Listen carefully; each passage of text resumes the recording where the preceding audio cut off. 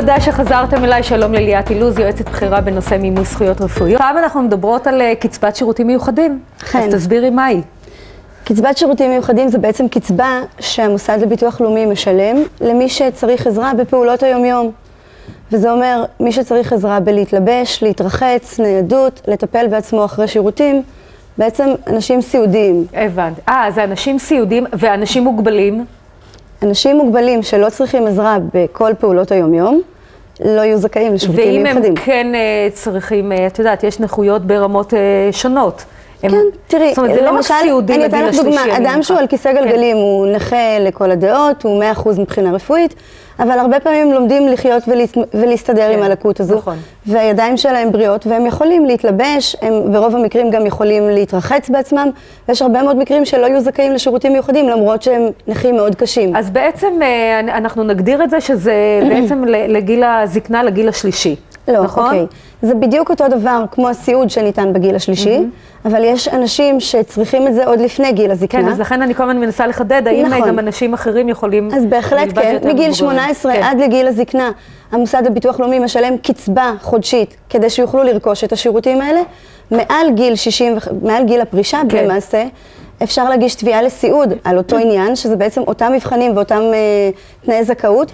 פשוט מעל גיל זקנה שולחים אחות או מישהי הביתה שתעזור ותיתן את השירותים. מתחת לזה זה תשלום בכסף. אוקיי, אז על איזה עזרה בעצם מדובר? מדובר בעזרה כספית, שעם העזרה הזו הוא יכול לרכוש או מישהו שיבוא כדי לעזור לו לעשות את כל הפעולות שהוא לא יכול בעצמו, או שבן משפחה עוזר, הוא מחליט איך הוא מסדר את הכסף הזה. אז זה נפלא, כי זה לא שבעצם שולחים אליי איזה אדם. נכון. בעצם אני יכולה להחליט בעצמי. בהחלט כן.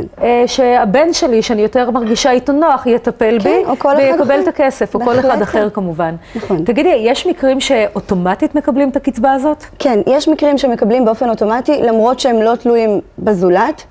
זאת אומרת שהם מתלבשים בעצמם וכולי, זה המחוקק קבע כל מיני תנאים. קריטריונים, כן. למשל, אנשים שמקבלים דיאליזה 3 פעמים בשבוע, יוכלו לקבל אוטומטית שירותים מיוחדים בשיעור הנמוך, ב-50%. יש גם דרגות. יש גם דרגות, יש 3 דרגות. מה עם הדרגות? השיעור הנמוך הוא 50%, השיעור הבא זה 105%, והשיעור אחריו זה 175%, זה כבר של כאלה שתלויים לחלוטין. תגידי, איפה צץ מעל הזה? אני הייתי מניחה, כאזרח מן השורה, ש100% זה המקסימום. אבל יש אנשים שצריכים עוד יותר מ100%. למשל, אנשים שהם רתוקים למיטה, ואפילו המקלחת צריכים שירחצו אותם במיטה. הייתי מניחה שזה היה נקרא מוגדר כ100%, אבל אוקיי. אז לא, רצו לתת להם עוד מעבר לרגיל. הבנתי. אז זה 175%. בכמה כסף מדובר? בעיקרון 50% זה 1,300 וכמה שקלים, כאשר הקצבה המקסימלית של 175% זה 4,600 שקלים בקירוב. אז אני מניחה שזה מתאים נגיד לעובד זר, אם אני רוצה להשיג 24 שעות. פחות או יותר זה אמור כן לכסות את העלויות של עובד זר, את הרוב המוחלט של זה כן. תגידי, כמה קשה לקבל כזאת קצבה? א', מאוד קשה למי שזכאי לזה, כי זה הנכים הכי קשים. ב', לא קשה, יש פשוט רשימת מבחנים שאם הוא אכן זקוק ועונה על הקריטריונים, לצערנו זה לא קשה, עצם הזדקקות קשה מאוד. כן, הבנתי. טוב, אז תודה רבה לך ליאת.